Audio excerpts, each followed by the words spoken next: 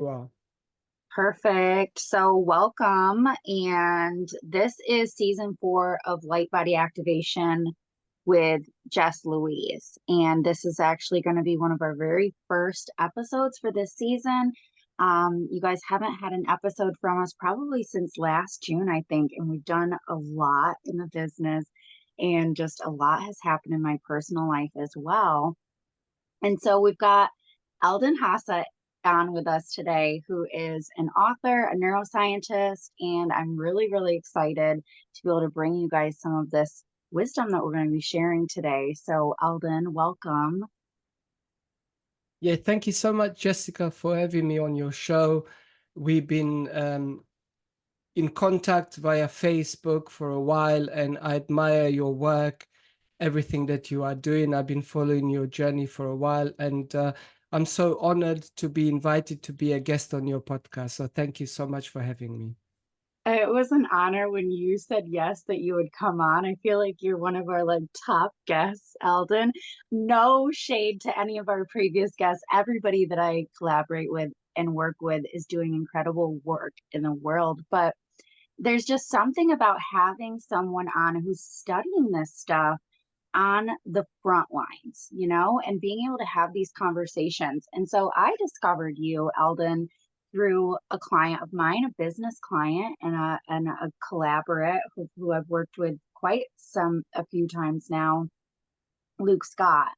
And I discovered your book, who I see also you have, and immediately when I was drawn to the title, right? The title is very like scroll stopping. And this is something I started as a meditation practitioner and life coach. I had overcome incredible adversities.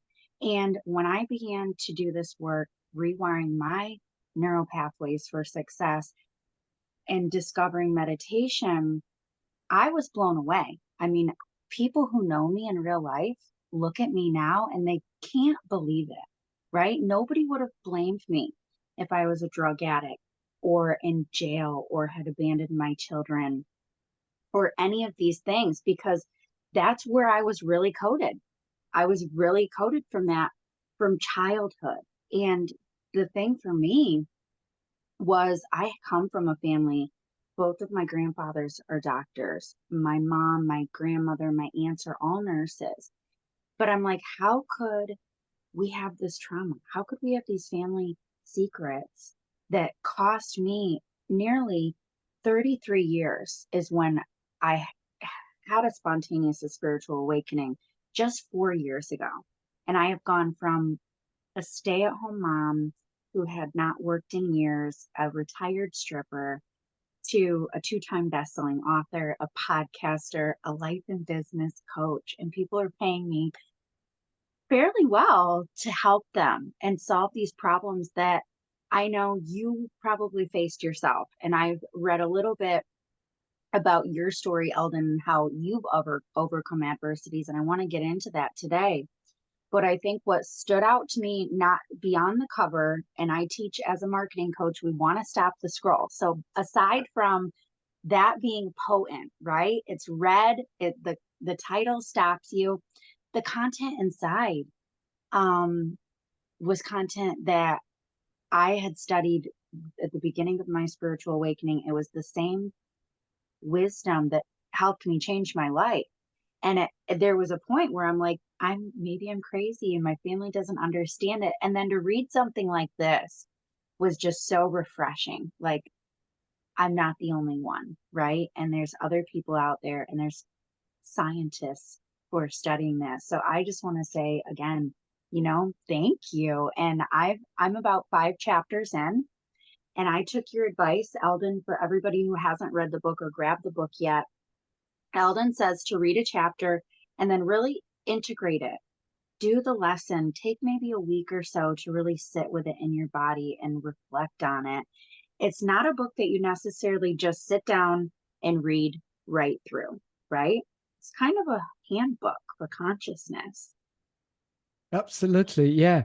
And later on in the later chapters, so the way the book is structured is really can we thrive in life and can we be happy in relationships? But the way the book is written is the relationship with self.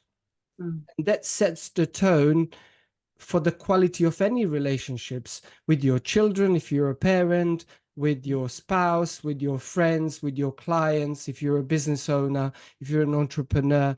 And so I think it's very important to, as you said, to sit with it, to meditate on it, to embody the knowledge. And there are some practical things, kind of, it's a guide. It's Yeah. full of, it's full of, like, it's like a toolbox full of different tools that if you choose to apply. And my wife actually told me that, I mean, maybe she's biased, but she said her best and favorite parts of the book were about the relationships with, you know, like a significant, with the spouse, with the girlfriend, with the boyfriend, with the husband, you know. Um, that's her favorite parts of the book. And then there's also a relationship with children and what happens in children's brains, especially with the relationships when the parents they divorce, Mm. and what you need to do to help your child, and what you kind of the language you use, what you can and cannot, or what you should and shouldn't do. Because if you, like, there is a norm, internationally we say to children, you're a bad boy, you're a good boy. So if they do Yes. something bad, we say you're a bad boy. If they do something good, you're a good boy. Neither is acceptable. Both have detriment to their cognitive development, to the structure and function of their brain. And most importantly, so let me put it into context. What does that mean? So, for example, when we are first born, regardless of circumstances, as a child, whether parents have money or not, whether parents have had traumas or not, doesn't matter. A child is born with almost 100% self-worth and self-confidence and self-love. Wow. Yeah. And this is universal. Now, what happens from the moment they are born, the programming starts. Because of the brain is in a permanent theta brainwave state first 2 years of child's life. So that's why I said, they say, oh, the child is like a brain is like a sponge for a child of that age. So what happens is that in the permanent theta brainwave state, it's, if you will, software installation time. So this is why for most of the children or adults later on, they're not even aware that they're operating now in the body of a 30-year-old on those programs that they were installed first 7 years of their life. Now, the theta is very strong and active permanently those first 2 years, but then later on, the next 5 years, so up from birth to age 7, it's still active, but it kind of fluctuates. And this is when a human begins to develop their conscious mind. So the conscious mind isn't even active the first 2 years of child's life. So you try to reason with a 18-month-old baby and Mm. try to say, stop being an emotional basket case. What's wrong with you? What's the matter with you? You are the one responsible for eroding and diluting that 100% self-worth, self-love, and self-confidence. And the more you have that you're a bad boy, bad boy, bad boy, because I don't know, they made a mistake, they spilled a glass of orange juice, or they broke a glass, whatever. We are programming that when you do good, mommy loves you. When you do bad, mommy doesn't love you. So then we are programming a child to then become an adult to say, love is conditional. And I Mm. am only loved and lovable if I do good. And if I don't do good, I am not loved and lovable. So then it's not worth living. Right. Yeah. And it's, And I know so many adults, and I was living this way. well, You know, I most was, of us are, right? Most yeah, of the people live like that because they don't know. They don't right. know, A, where it comes from, and B, that they can do something about it. Yeah. And then I think C goes into it. And a couple of the questions that I had for you, it really brings us into it is then the difficulty it can be to then have the discipline to change it and to rewire. And I think it's a very small percentage of people who are actually going to consistently take that action. Yeah. Okay. So what's interesting about that is that pain is inevitable. You will go through the Mhm. pain. So you have two types of pain. You have one, which is the pain of discipline and consistency, but then there is the better life at the other end, or Right. the pain of you remaining stuck and living in that state of I'm a victim, the learned helplessness, I cannot do anything about it.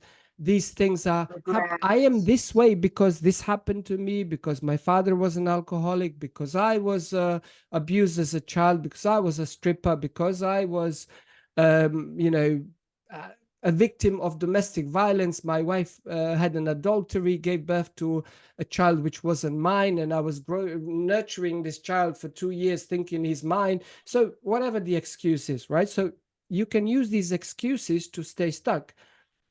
Why I Yeah. say pain is inevitable, it is. It's emotional, psychological, and mental emotional stress. So that actually stress, it's actually what impairs the function and structure of your brain based on those traumatic experiences. So that pain is inevitable, but suffering, it's optional.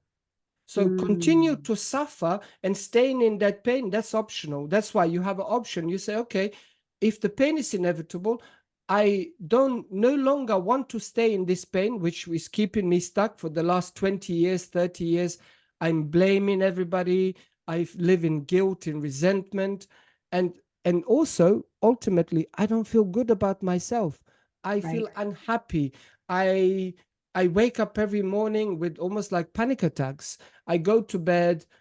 I dread the next day. It's not just Monday blues, it's everyday blues, right? And Yeah. so you then say, okay, is there another way? Can I try something? People say to me, oh, meditation doesn't work, affirmations, they don't work, law of attraction, this, none of this stuff works for me. I paid a coach, I went to see Tony Robbins, I went and did Yep. these courses, and it doesn't work. I said, okay, why doesn't it work? And they said, well, I tried and it didn't work. So how long have you applied the meditation or affirmations, or how long have you I said, and they, in all of these people, they're very intelligent people. They're not stupid. So they say, Right. I read 500 books, from a personal development world. And I've been Mhm. 6 times to Tony Robbins. I maxed my credit cards and I went to Hawaii. I went here. I went to Europe. I followed him around the world. And actually, once I paid for the front row seat because I was thinking, if he touches me on my shoulder and if I go to VIP area, this time my life will change. Right. And I said, okay, so then what happened? It didn't work. I said, it didn't work. I said, okay, so would you say the knowledge and information from his course was bad? Yes. The 500 books you read, the knowledge and information was bad. The meditation is bad. The affirmations are bad. Yes. I said, okay, so how often do you practice? Well, you know what? I feel good when I do it. When I do my breath work, when I do my meditation, I feel good. So how often do you do it? I do it like once a week, once every, and then I forget. Then 2, 3 weeks go by. Then I don't. Then I do it again. And then every time I do it, I say to myself, I should do it again. I should, you know. Right. And I said, well, there's your answer. They said, what do you mean? Well, I said, because people say, look, this doesn't work. I said, okay, let me ask you. You seem like a very intelligent person. You read all these books, you've been to all these courses, you had a life coach, business coach, this, that, the other, and all you've been doing, complaining, going around social media, writing bad reviews, and saying that it's everybody's shit basically, and none of these things work, and they are responsible for your life, and the way your life is and your business is their fault. And she goes, yes, that's right. And I said, so if you understand how the brain works, that according to University College London, to create a new positive habit, it takes on average 66 days. So 2.5 Mm. months. And they say anywhere up to 289 days. So eight, Yeah. 9 months. So if you do something, what Jessica said earlier, daily and consistently, if you Yeah. do for 3 months, for 9 months, for 12 months, meditation every day, once a day, 2 times a day, half an hour, 2 hours, if you do your affirmations, but not just repeat like a parrot, but you embody. When Yeah. you say, people say gratitude doesn't work. Well, I know, because you just repeat like a parrot. But if you embody the feeling, and it's a state of being, you know, Yeah. and actually the gratitude is The probably body one of the begins to most believe powerful it. tool to rewire your brain. Yeah. And so when you embody these things, now you can come and tell me that this doesn't work. But Hmm. until you've done that, you can't, unfortunately. And because the blueprint you are giving to the universe to create your life Yeah. is not accurate. Well, actually, it is. Let me rephrase that. The blueprint you're giving to the universe is accurate, because you are saying to the universe, give me more of things that I am focusing on, which is negativity, which is complaining, which is blame, which is guilt, which is shame, which is insecurity. Give me more of those experiences so I can continue to experience those emotions in my brain and Mhm. body. And once I learned this is when it started to change for me. And something I'll tell clients is I still have areas in like where the kids will trigger me, or maybe the business has just had a huge growth and be in an integration period. What's changed for me now is that I'm able to witness it quickly. I'm able to recognize it, and I'm able to then step in with those tools instead of going to a glass of wine at night, or a bag of potato chips, or cussing out my grandmother or my partner or my child. And so it's not necessarily that it's going to be eliminated right away, right? But I tell my clients, you're going to move through it quicker. It's going to be a little bit easier. It's not going to sting as long. And so for me, the biggest thing is the consistency and the discipline. And the better that I focus on what does Jessica need to be able to perform at that level, and focus on that. And for me in the beginning, it wasn't about taking away, right? Later, as I got more disciplined, things like vaping nicotine, things like eating a lot of sugar, those fell away because I started to make empowered decisions, right? Once you start to see those results piling up, it became for me like a game. Like, how many days can I fast? How well can I nourish my body after fasting? How active can I get even when I've had a really busy week, maybe spending a lot of time in calls or with kids or in appointments in the car? So it's like this game I play with myself now, is like, how deeply can I love myself, even in a world that is not designed for a single mom of four to have a profitable business or a healthy mindset? And it's like working towards those and recognizing that I do get to choose it, and I get to choose how I'm responding. And so I attract a lot of clients who are in that space of they want that as well, right? They want to also figure out, how am I going to stop letting these external factors control me, or these excuses, or these things that happened to me that really aren't my story, right? And it's a part of my story, but it's not truly who I am. I could have chose to let it. I could have laid down and just accepted that. But I was kind of one of those lucky ones that got like something cracked in my head. Even as a child, I kind of knew the things that were happening to me weren't okay, but I didn't necessarily know that it was going to bring my life to this huge circle where now I'm able to stand up publicly and say, this is what happened, and it's not okay, but it didn't define me. So I love that you talked on the time it takes to create neural pathways. And one of the questions for you I have is, I absolutely believe in like quantum science, spontaneous and miraculous healings, but that takes quite a bit of rituals. Most of us don't have access to a shaman or have really great discipline when it comes to eating well or fasting and all of these things.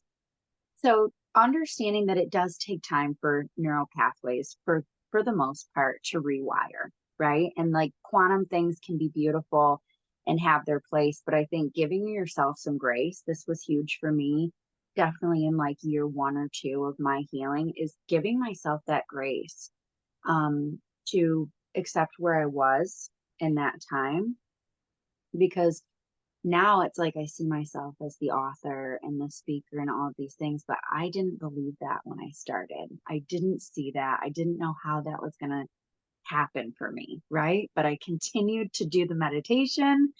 For me, it was like 1 to 3 minutes was all I could tolerate in the beginning. Now I'm up to like about 30, 45 minutes is probably my longest time. I've never sat in meditation alone for like an hour, but even just 1 to 3 minutes, 3 to 5 minutes, you guys, I was seeing results with that, to where I was getting these profound downloads and I was waking up and not immediately anxious in the body, like Eldin talks about. I've definitely felt that inflammation, and definitely, even still now, if I've eaten something that I'm not supposed to, that maybe I have an allergy to, I can still raise those cortisol levels the same as anybody else. But now, like I said, I'm aware of it. Now I can recognize, okay, I'm not feeling super great, but you know what? I had a frozen pizza with the kids last night.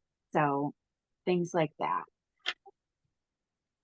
And have you tried the longer meditation where you basically say to yourself, you know, you put the an alarm on your smart device an hour, and you Oh, literally you do not open your eyes, you don't move, you sit in meditation until that alarm goes off, and you will see that the after about 35-40 minutes it's a very profound experience. That those okay. last 15-20 minutes is, well, I can tell you for your audience, the longest meditation I've done was 8 hours. No bathroom, no food, just seated for eight And the hours. Buddha did this. For those of No, you, the Buddha I did that's this. what I There are did. people. So I actually went and I went with into India, and this was my first real experience of what meditation is. So one of my masters teachers, I said, like, what's the purpose of meditation? He said, to be in a permanent meditative state with your eyes Mm, open as you go about your day. In scientific language, that's called the default human state, called homeostasis, where your brain and body is in harmony, in equilibrium, where you experience heart-centered emotions. You are experiencing unconditional love, gratitude, appreciation, joy, love for life, joy for existence, and in every cell of your being. And that's actually what you are projecting. And, that's the energy, your aura, and everything is that. That's our human default state. Now, according to science. So when I first went there, it was like Thursday. They kind of there was lectures and things, and then on the weekend when we did the real meditation, Saturday and Sunday back to back 8 hours of meditation, no food, no bathroom breaks, nothing, just sit and in silence. There was a bit of chanting at the beginning, and the rest is just silence. And that was a very profound experience for me. And now very regularly I would do on my own 2 hours of meditation I each saw that you session. said you do like two Yeah, hours a day yeah, sometimes I or I do something, two which to is four hours. wild. But then Cool. at the same time, for me, as you mentioned, consistency, 100% agree. It's key to all of this. So Yep. I would say I have like thousands of tools and modalities in my toolbox that I utilize for myself. So I would say, okay, I um I went to bed late, I'm tired. I did my meditation before bed, short one maybe, and then I went to bed, and then I couldn't wake up early enough to do my long rituals, yeah? So I was like, okay, I know I'm gonna have a workout today. either in the morning or at some point during the day. So that's fine.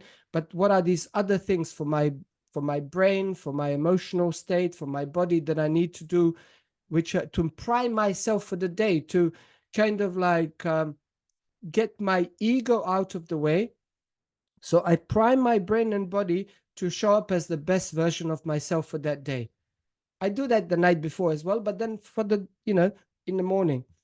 And of course, my brainwave state is in theta. So I can download things and install things in my subconscious mind. So if I don't have 2 hours, I do an hour. If I don't have an hour, I would do 5-10 minutes of meditation. I would do 5-10 minutes of breath work. I would do some maybe 5 minutes of gratitude. I would do some journaling. I would do some affirmations. I would do some other things that I find beneficial for me. And even if I just have 10 minutes, I would do maybe a few deep breaths and a very short meditation. Yeah. So I say to people, if you say to me that you don't have time, you can actually do 3 minutes of meditation, 3 minutes of breathing exercises coupled with gratitude. So then you have three things already. And then you go get on the floor and do like few push-ups and I don't know, some burpees, and 10 minutes, you're ready for the day. Right. The And blood you is would see the flowing, the difference. neurons are firing. So something that I did in the beginning, because I felt really called to meditation. I've got ADHD, and always I felt this constant like thinking, right? It was never like silent. And so when I began meditating, I would do it in the shower, because I would, anywhere that I could do it where I could get away from the children, right? And I would turn the water on, sit or sometimes stand in the bottom of the shower, and I could get 5-10 minutes in and doing the dishes. Like, I would get so creative. The only thing I would tell my clients as a meditation practitioner is don't do it driving, right? Like, don't try to tap in driving. I was taught by an Indian master as well. And so that was one of the things that was like, don't ever do it while you're driving. It was like a disclaimer. But so, there's so many ways. Like, even if you're just waiting in this pickup line for your children, just focus on the breath, right? And if a thought arises, witness it and then let it fall away, focus back to the breath, and just see how many minutes can you do? How long can you sit in it? Because it's called a practice for a reason, right? Meditation is not a mastery, because it is a challenge. And the mentor that taught me said it can really take 40 years to master. And when he said that to me, I thought, well, then I better get going right now, because I don't have 40 years to see the result. And it doesn't take that long, you guys. But it's the thing for me, meditation and breath work. There's obviously other rituals like Eldin spoke about that are going to be in your toolbox, and I call it the spiritual toolbox, and everybody's is different. You're going to be able to collect things and put things in there, and it's going to come out when you need it. So that's probably one of my top things is And may I ask meditation you a and breath question, if work. I can help you with something live right now on this Yeah. podcast for you personally? So you said to me, I got ADHD. Hmm. When you I've say that, got it. say it one more time. How does I, that I've, feel when you I've say got I've it. got I've it? got ADHD. I've got like I tell people like I have Okay, an so how do you ADHD feel? brain. Pause for the moment. You said I've got it. So how does that feel when you say I've got it? Oh, it kind of feels like an attachment, I guess. Okay, so how about you rephrase cognitive reframing and you say, I was diagnosed with. Oh, okay. So I was diagnosed with ADHD. Okay, That so feels a bit better. which one feels better? Definitely, probably the Because diagnose. because when you say I've got it, it's almost like saying I am, Yeah. you know? So But I'm if careful it with the I wasn't, am as well, yeah, though, because if it was like an easier way to label yourself, you would have probably said I am. Like people get diagnosed with diabetes, they say I'm a diabetic. Mm-hmm. I'm a, you know, cancer patient. I am the, like, so the, even like just anxiety, I'm anxious. You are not. You are experiencing anxiety, or you have been diagnosed with depression. Doesn't mean I am depressed. Do you see what I'm trying to say? So it's Yeah. when you cognitively reframe and you detach the identity, it's a lot easier then to find the root cause of why you feel the way you feel. Mm. Do you see what I'm trying to say? Like, I have a Yeah. friend, she is on a very severe label of spectrum of like ADHD, or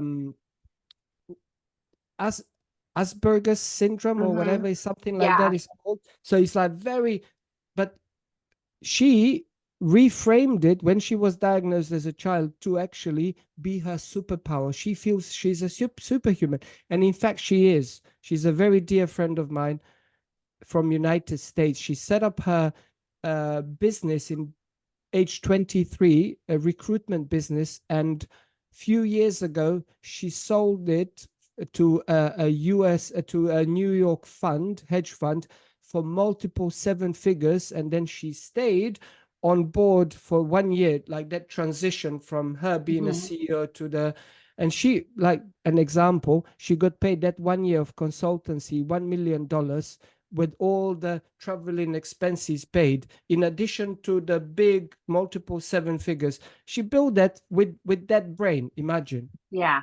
Do you see Right. what I'm trying to say? Yeah. Obviously, she battled with other things in life, and like, eating disorder and whatever, whatever. But she's now in her late 40s, and very, very successful, inspiring lady who is doing tremendous amount of work for the humanity. Like, one of her closest friends is Deepak Chopra, Dr. G. Wow. Deepak Chopra, and she's done a lot of collaboration with him, writing books and going around the world, teaching, speaking, writing, and things like that. And what I'm trying to say is that if we accept the limitations that we are given to us by either our parents, teachers at school, um, doctors, some sort of diagnosis, then that might be somewhat a limitation to. And if we say that this is a superpower, and actually I do work, I have some clients who they used to label themselves with a ADHD. So when we do some cognitive reframing and we say, how does this fit? You fit, you try a new dress on, new piece of clothing, and you look in the mirror, so, well, this fits amazing, this, I look amazing in this. You see? So when you begin to pay attention to what you say and how you say it, and the emotions behind it, then you begin to, and this is also part of being in that meditative state, because you are mindful, because inner conversation is more important than anything that you hear externally. Because with your inner conversation, you are either rewiring the brain with the new programs, or you are reinforcing the old programs, which probably some of them or most of them are from childhood. Right. And I don't know if you're aware, probably 95 to 98% of the programs in most people's brains are negative and disempowering. And you I have definitely these resonate have with that. these I definitely, even just gratitude for me in the beginning was Yeah. very hard. I come from a family that's very negative, that's always complaining, always gossiping about each other. And so I think finding gratitude for me was so huge. And even to this day, I can catch myself going into that coding and I will think like, no, just focus in on like, what can we be grateful for right now? I see it in my oldest daughter. We're working on it right now. And I know it's because I was not healed in those first 7 years. Now she's 9 and she's very negative. She's very And how complaining. how do you work with your daughter on gratitude? What are the routines? So I'm actually in the belly of the beast of like discovering of what we can do. So right now it's Can I just a make lot of some conversation. recommendations? I would love that. Okay, so here is the a very fun kind of tool that you can do with your children. So for anybody listening or watching this podcast, it's called the gratitude jar. So you either go to a store and you buy like if it's with children, make sure it's plastic. Um, an empty jar could be something you ate, mayonnaise or something, whatever. So you don't have to spend money. You might have an empty one lying around. Okay. So what you do, first step, you say to your children, we're going to do this fun arts and crafts project. It's called the gratitude jar. If they know how to write, you help them write things down, cut out the pictures of family, fun things, some fun quotes, positive things, and label it the gratitude jar. Put some confetti, fun things, right? When Okay. you've decorated the jar, the next step is you take scissors and you cut out these blank strips of paper, right? And you say, okay, each day now, this is what we do at dinner time. You Okay. say each day we're going to write one thing we are grateful for, and then you fold it and you place it. You have like an opening, an incision Okay. at the top of the jar. So if you have a lid, you kind of like, you as a parent, you make like with a knife or with scissors a place where it's almost like a piggy bank, right? And you Okay. place a jar. You place that inside the jar. And this is that now a requirement. You cannot repeat the same thing you are grateful for each day. It has to be something new and different each day for the next 3 months, for the next 6 months. And so the first few days is easy, because I'm grateful for my home, my mom, I'm grateful for my toys, I'm grateful for whatever. But then this is part of the rewiring the brain for happiness, for positivity, for appreciation, for gratitude. And because why you do it at dinner time, because day 7 it begins to be more challenging for a child. So then the whole day from the moment they wake up, because it's a fun thing to do, they're going to look for things to be grateful for, and they're going to be excited to go back home to at dinner time write it. Okay. We are month 3 or month 6, right? The jar is full and you are sitting at dinner table with your children and you doing a celebration of counting your blessings. So now you are sitting there and all the children are around, and you remove the lid and each one places their hand and takes one strip and reads it out loud. And also you teach your children to embody what they have written before placing it into the jar. So kind of like really embody that feeling. Example, we all have mothers, we wouldn't be here. So rather than saying, I am grateful for my mother, you begin to name and list the 75,000 things that mother did for you, Okay. how it made you Yeah. feel. So it's like, I'm so grateful for my mother's kindness. I'm so Hmm. grateful for the lovely meal my mother just cooked for us, because now you can actually visualize that. You can see yourself in that, environment.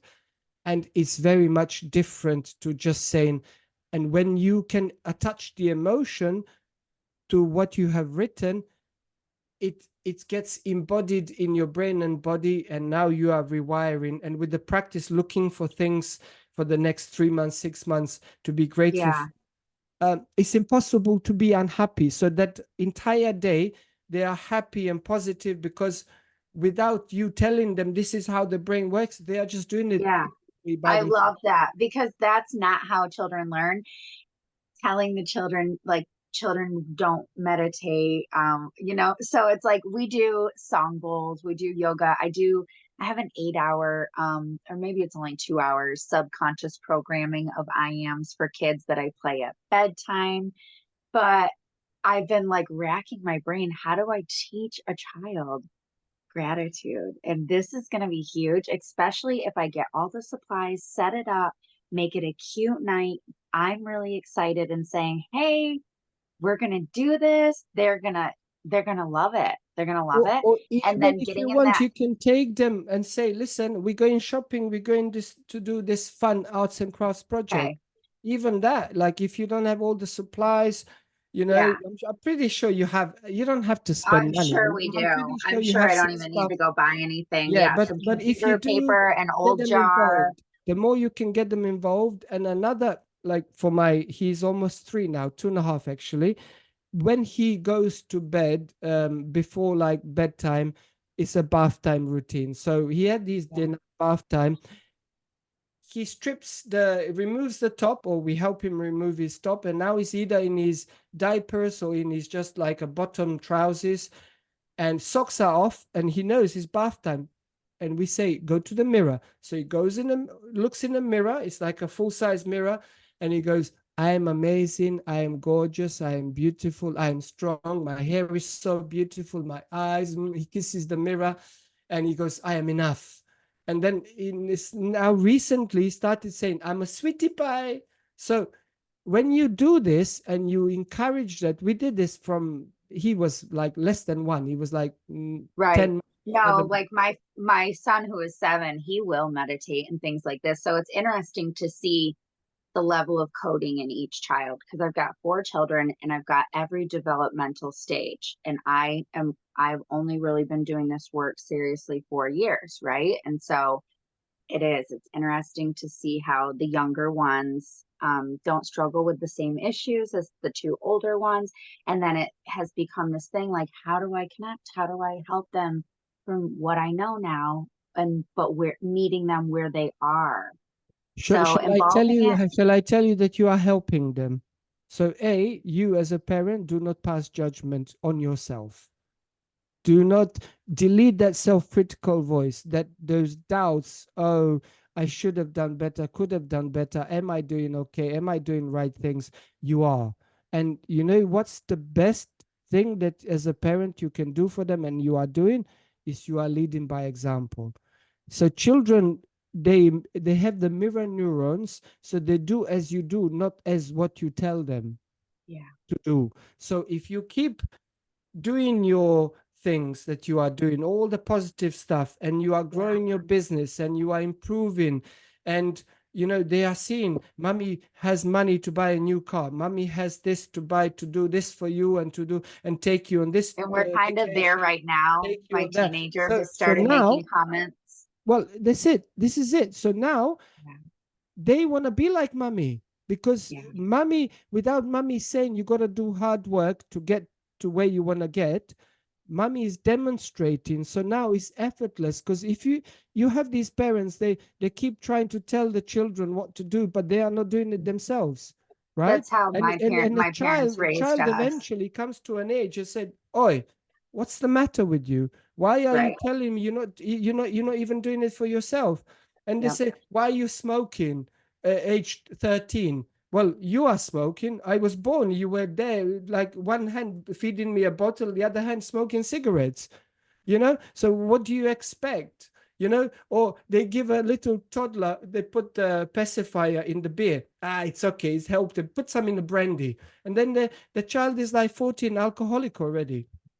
So, like, what are you coding in their brain? Yeah, it's a fascinating world when you think about it, but it's a lot easier to help rewire the child's brain as a parent or as some kind of teacher, guardian, educator than it is for an adult, because I know you talk about in your media, in your social media posts and all of that, about inner child work and shadow work and all of that. Basically, all of these labels are um, those disempowering negative programs in the brain, in the subconscious mind, that need healing. Because why needs healing? Because some experience as a child or young adult happened where there was a strong emotion attached to it, and now you, as you say, you can talk about your experiences. Why? Because there is no more emotional charge. Yeah. So it's Yep. almost like you can objectify your subjective self without your brain and body being knocked out of balance, experiencing that state. That's why certain therapy modalities don't work, because what they do, they just reinforce to feel the trauma in Yes. the present moment. Yeah. Now, I have a really great question for you. Do you think that there's such thing as toxic positivity? Toxic positivity, I wouldn't believe that there is. I've heard I don't about it. I don't either. It's a thing I've on social media, okay, but for me, so as a scientist, I put things in a very simple language so every kind of average person can understand. Okay, so some psychologists will lead you to believe that um, being angry, fearful, resentful, guilty, feeling shame, feeling sorry for yourself, insecure, um, blaming, competing, feeling jealous, all of those states, all of those feelings are normal. In fact, they are not normal. They are altered states of consciousness.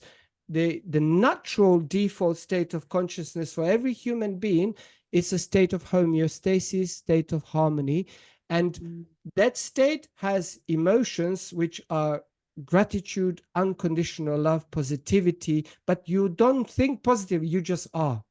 And right, even like the gratitude is not you something you feel when you somebody is about to give you something, or you right. somebody gave you something. It's It's a actually a frequency. permanent state of being. It's your default. Like, okay, so you imagine like you tuning into the radio station. That's the permanent radio station you should be in, Hmm. regardless of what is going on outside of you. So you mentioned at the beginning of the podcast, I am responding. You did not use the label reacting. Most people say react, react, react, putting out bushfires. When you are in the state of homeostasis, which is your natural state, you intelligently respond to circumstances, to challenges. And you actually, in fact, have more challenges and a lot bigger challenges in life than a Yeah, person who is always in state of stress, state of emergency, state of fight or flight. sure. They feel overwhelmed because everything is like lion is about to eat me, abandon ship, like jump, there's an iceberg, we're about to hit the iceberg. So the key is, when we are in a state of survival, state of anxiety, state of fight or flight, uh, we produce these stress hormones, which are highly addictive. And all of those emotions, the negative emotions that I labeled, they derive from state of stress. So you say, I'm in state of stress. That's a dis-ease, out of balance state, not the natural state. I need to go and be in a natural state called homeostasis. And for an average person out there, they say, I had a bad day, so I need to go to a bar to drink few drinks, or I need to go home and open a bottle of wine and drink a bottle of wine so I Yep. can feel better. What they are saying scientifically, I need to go back into my natural state called homeostasis. But if you take exogenous substances or alcohol to get yourself into that default state, there are consequences. There is a health, it will impact your health, your Yeah, mental and physical health negatively. It will affect your relationships and so many things, and your finances as well. But if you say, what are the modalities that I can utilize in my toolbox which can get me into that default state, most of them are free. Well, I would say all of them, the real ones, yeah, all of them are right. free. So yeah, your That's picture the other was incredible thing is that people really. don't. I'm sorry, Jessica. You need to turn your camera back on. Sorry. I think You my pressed the phone, button by accident. I can't see anything. My screen light went out. There we go.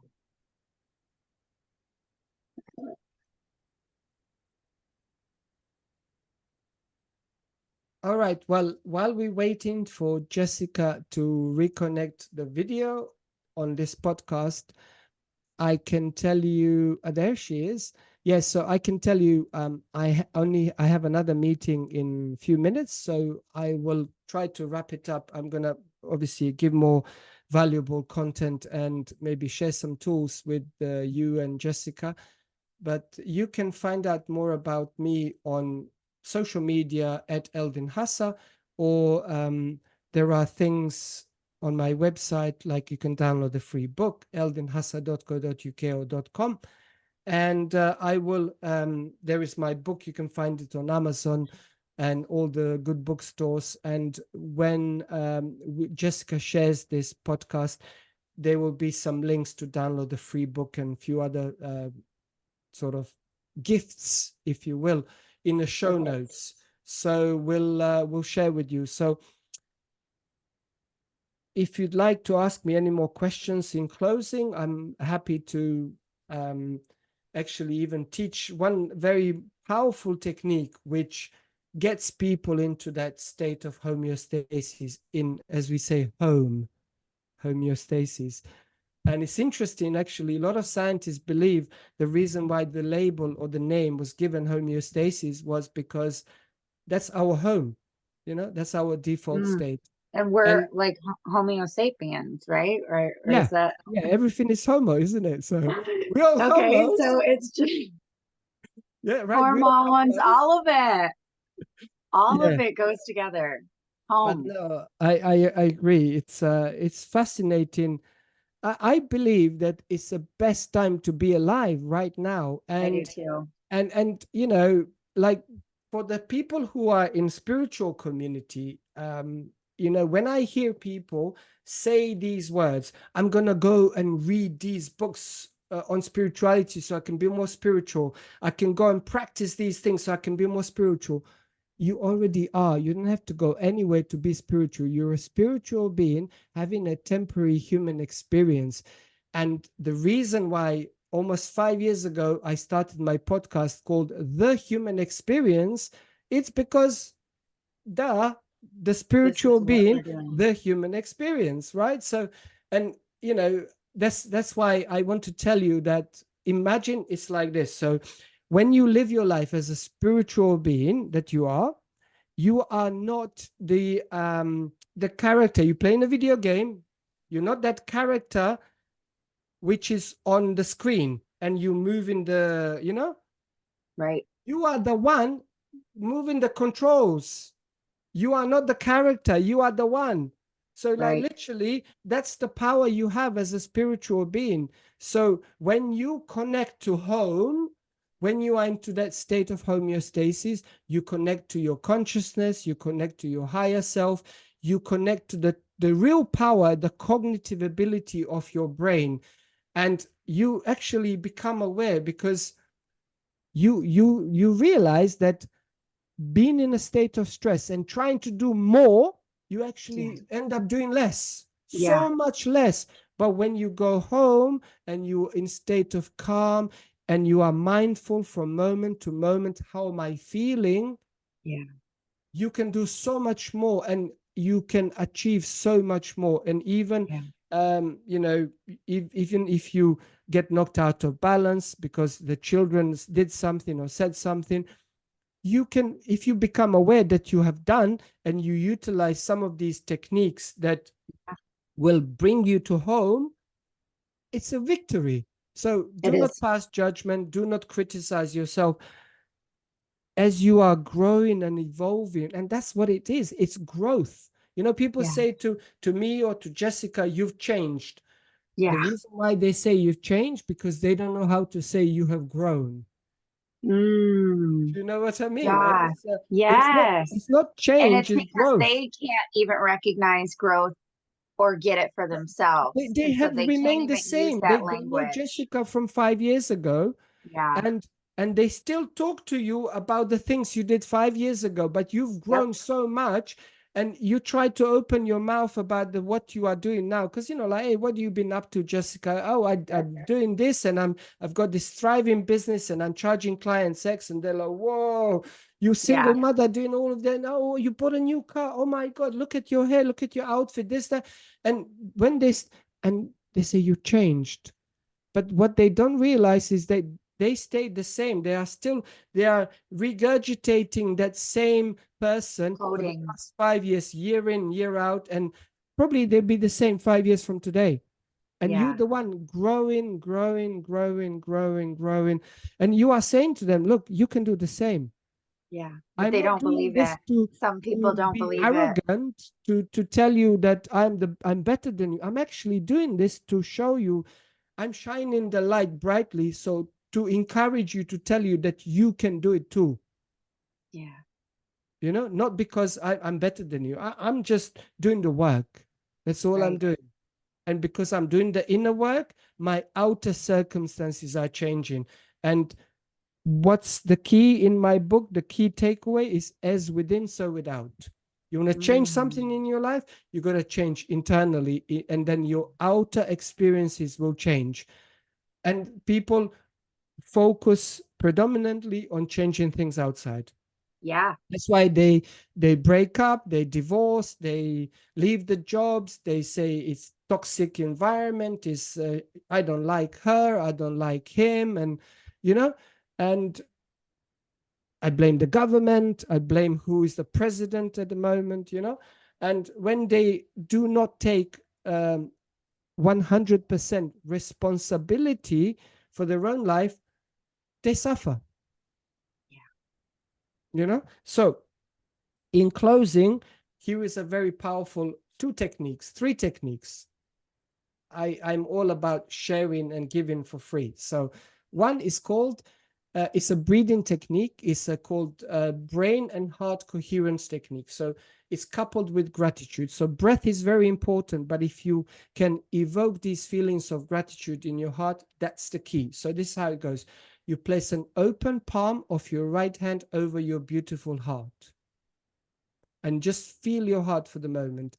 Then you inhale through your nose for count of 5, very deeply down to your lower abdomen, and you exhale through your mouth for 8. In for 5, out for 8. And as you are maintaining this rhythm, in for 5, out for 8, you begin to evoke the feelings of appreciation, thankfulness, gratitude, love in your beautiful heart. The moment you think of something or someone or an experience, it brings you an enormous amount of joy, appreciation, thankfulness, love. Use this as an anchor point. In for 5, out for 8, and you are breathing through your beautiful heart. Visualize these beautiful feelings in your beautiful heart. In for 5, out for 8, and 3 more deep breaths.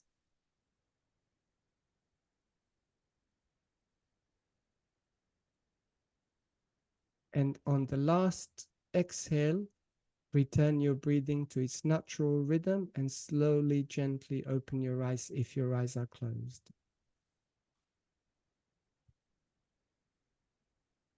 That was So this wonderful. technique is practiced for professional athletes, sports people, when they are going into their very important competition. They practice when they go to do a business call. They practice the military special forces. Most of the countries, they practice when they go into an important battle. And so, yeah, it's amazing. Practice this. Mirror technique, what I was saying, my son looks in a mirror. You can do mirror technique by looking in a mirror, and you are literally just saying 3 things you are proud of yourself for. You can do that and embody and evoke what you are proud of yourself for. Don't just kind of like say it.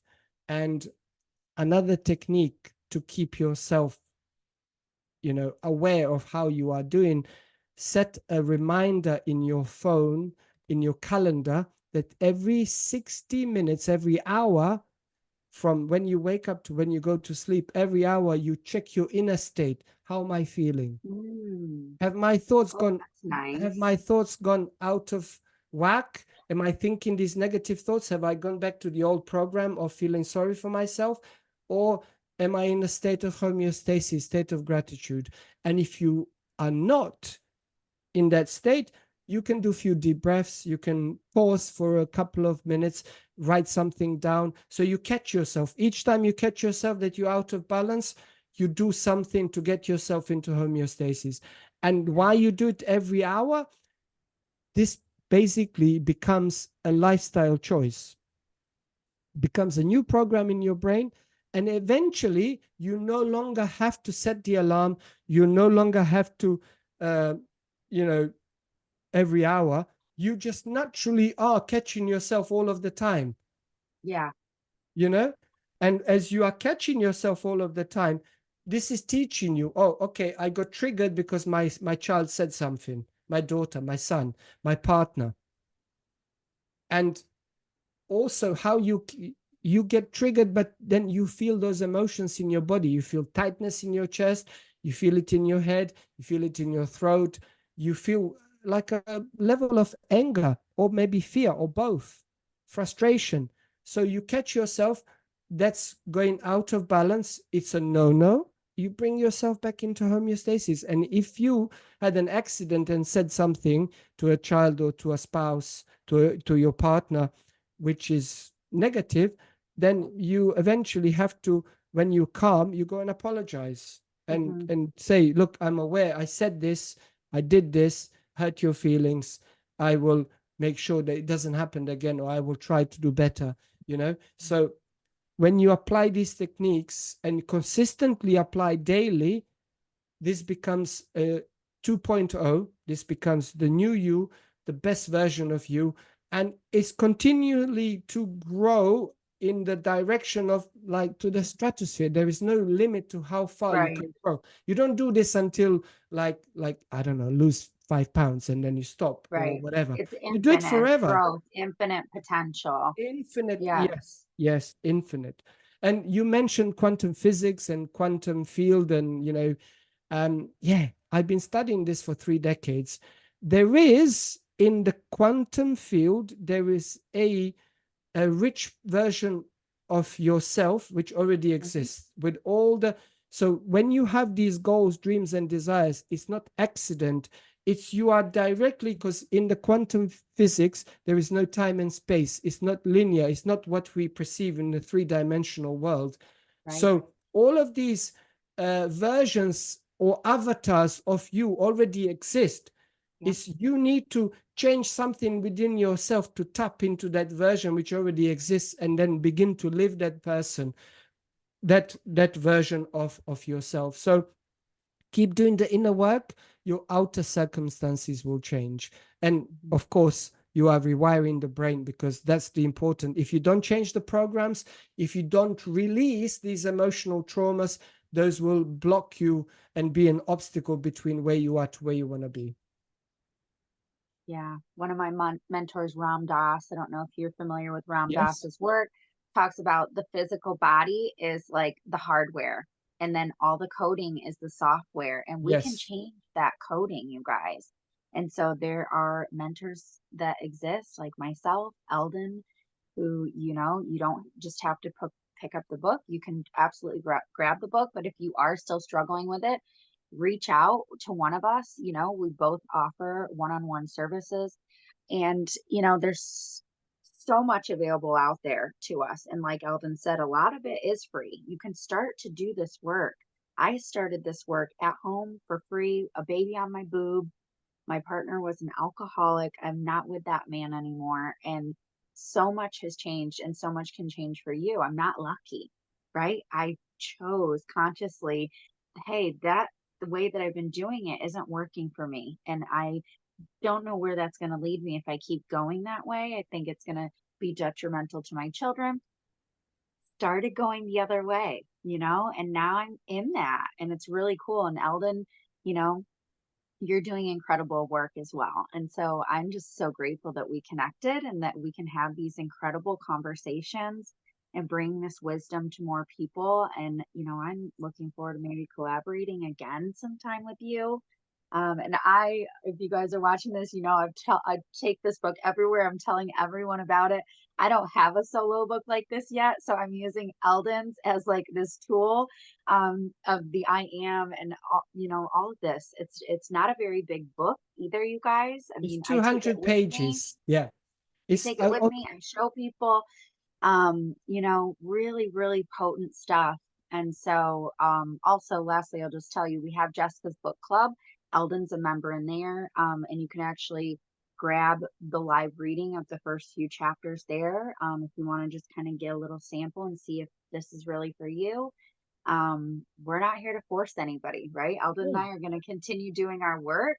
We're continue focusing on ourselves, and it's up to you if you want to do that for yourself as well.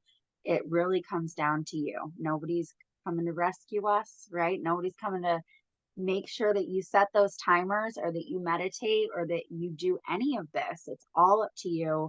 You know, all we can do is give you the information and, you know, hope that it reaches those who it's truly meant for. So, oh, Eldin, thank you for coming on. thank you so much, Jessica. It was an absolute pleasure to have this wonderful conversation with you. And thank you to your audience. And I would like to ask the audience to help Jessica with her podcast. If you have not subscribed yet, please subscribe. If you are on Apple Podcast, please leave a review. It helps with the algorithm. Share this with others.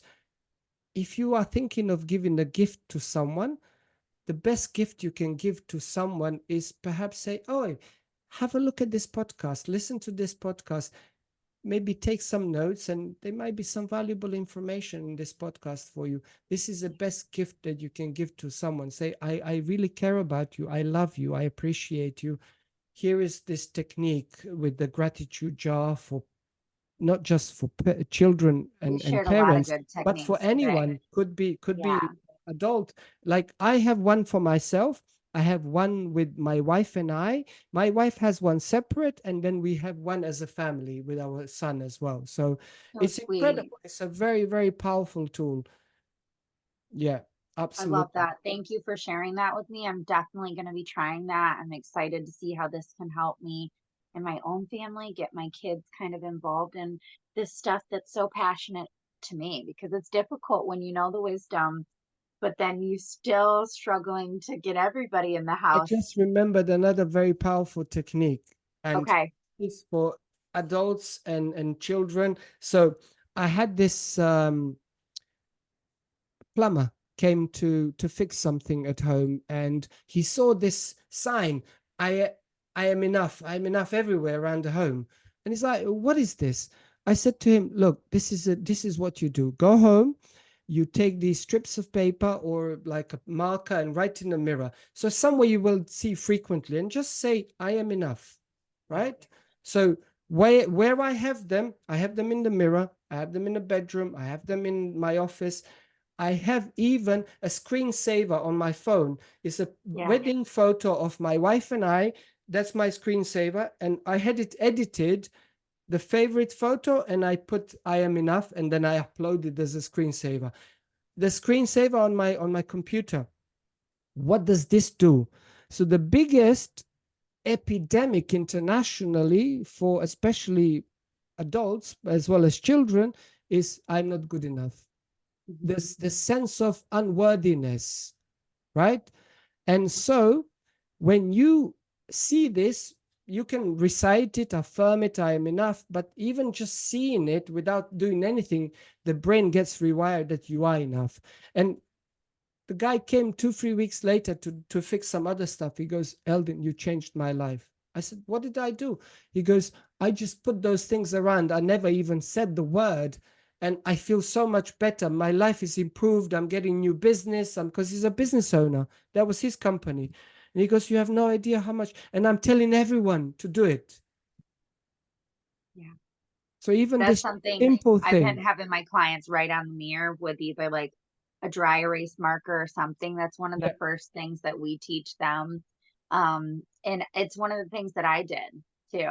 That and yeah. I also my phone screensaver, and once a year I'll make my Facebook followers like 6 new affirmations to put on the phone. Like as a screensaver for Christmas gifts. Like, Yeah. so because it is potent. Setting the alarms, having it where you're going to see it in areas that you guys where we frequent daily, in the kitchen, in the bathroom, in the car. The Um, mirror where you do your if you makeup, don't believe it the yet, dressing room where you put your, like, in your closet, where you, Yep, because especially for ladies out there, let me be honest with the ladies. Yeah. So what do ladies do? They go to their wardrobe, to their closet, and there is this big mirror, and they put something on, and they're not saying it out loud, but it's like, oh, I look ugly in this. This looks too big. I'm too fat. I'm too this. I'm too that. Like, you are doing the affirmations. You're an yep, expert in affirmations, but every affirmation you do is negative. It's affecting, it's eroding your self-worth, your self-confidence, your self-love.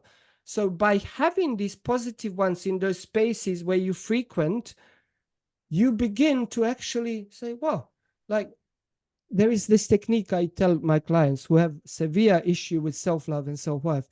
I said, can you stand in front of the mirror and look at yourself naked? Just mm, don't say anything. Just keep eye contact. Don't even look at your body, just eye contact. No, I can't. So I said, that's your homework. You just keep the eyes. The next, you move down to the body. And first with the eyes, you say, I love you. I really, really love you. And feel deep in your heart the unconditional love.